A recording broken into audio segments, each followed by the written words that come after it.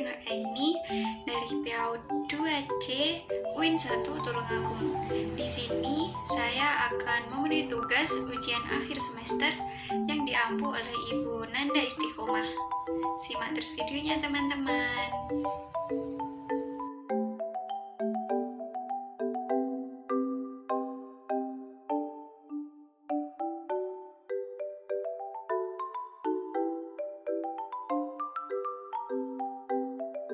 Nah, materi pertama yaitu sejarah pendidikan dunia. Dalam perkembangan sejarah sendiri, peradaban dunia tidak terlepas dari aspek pendidikan yang sudah tercatat di sejarah.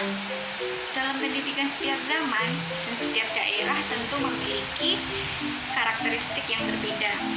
Sejarah pendidikan dimulai dari zaman Helenisme, zaman pertengahan, zaman humanisme, dan zaman reformasi. Di antaranya yaitu zaman realisme, zaman rasionalisme, zaman naturalisme, zaman developmentalisme, zaman nasionalisme, zaman liberalisme, positivisme, individualisme, dan zaman sosialisme. Sejarah pendidikan yang ada di Indonesia. Pendidikan di Indonesia sendiri telah ada pada zaman kuno atau tradisional, yang diawali dengan pengaruh agama Hindu dan Buddha, zaman pengaruh Islam, zaman penjajahan, dan zaman merdeka. Yang pertama yaitu zaman pengaruh Hindu dan Buddha. Pengaruh pendidikan di zaman ini datang ke Indonesia sekitar abad ke-5. Keduanya merupakan agama yang berbeda, namun mempersatukan kecenderungan keyakinan. Nah, pada zaman ini, pendidikan memiliki tujuan yang sama, yaitu pendidikan yang diarahkan dalam rangka penyebaran dan pembinaan kehidupan keberagamaan Hindu dan Buddha. Yang kedua yaitu zaman pengaruh Islam atau tradisional. Di zaman ini, agama telah mulai masuk ke Indonesia pada abad ke-akhir, yaitu abad ke-13, yang sebagian besar Nusantara pada abad ke-16. Perkembangan pendidikan Islam di Indonesia ini sejalan dengan perkembangan penyebaran Islam di Nusantara, baik sebagai agama maupun sebagai arus kebudayaan. Nah, yang ketiga yaitu zaman pengaruh Nasrani, Katolik, dan Kristen. Nah, di zaman ini pada abad ke-16, bangsa Portugis bercita-cita mengenai perdagangan timur barat dengan cara menemukan jalan laut, serta menguasai bandar-bandar dan daerah-daerah gereja.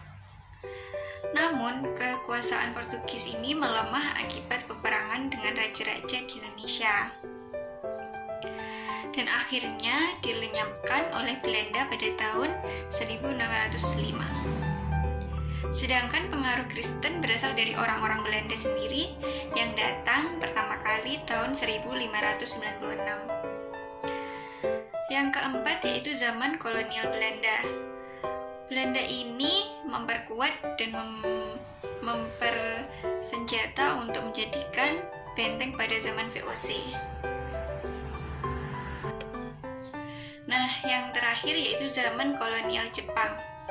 Pada perjuangan bangsa ini, Indonesia dalam masa penjajahan kolonial Jepang, namun tetap berlanjut sampai cita-cita untuk merdeka tercapai karena semangat 45-nya di hati rakyat Indonesia.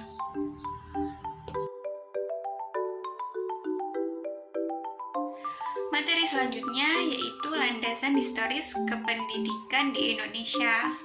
Landasan historis pendidikan nasional Indonesia tentu tidak terlepas dari sejarah bangsa Indonesia itu sendiri.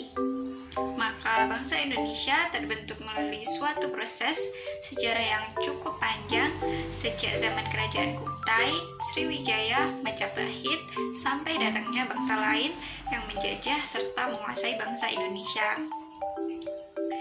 Pada akhirnya, bangsa Indonesia menemukan jati dirinya, yaitu meliputi 5 prinsip yang kemudian diberi nama Pancasila.